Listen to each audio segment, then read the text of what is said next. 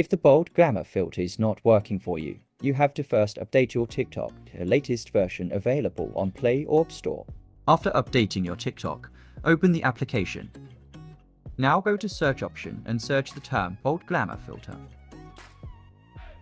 Now here you will find the videos which are made with bold glamour filter.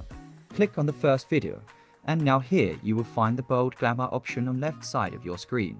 If this option is not showing on your device, it means that this filter is still not available on your device, as this is the new filter. It will take time to roll out on all devices and location. You have to wait to use this filter until it's available for you. It will be available soon. If it's still not available for you after a few weeks, then you can report to TikTok about your problem.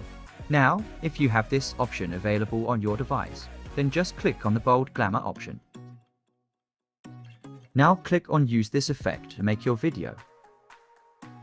If after clicking on use this effect, the filter is not working, then maybe your TikTok is not updated to latest version, or it may be not compatible with your device.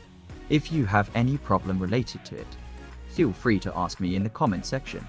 Thanks for watching. Subscribe my channel and press the bell icon for all latest updates.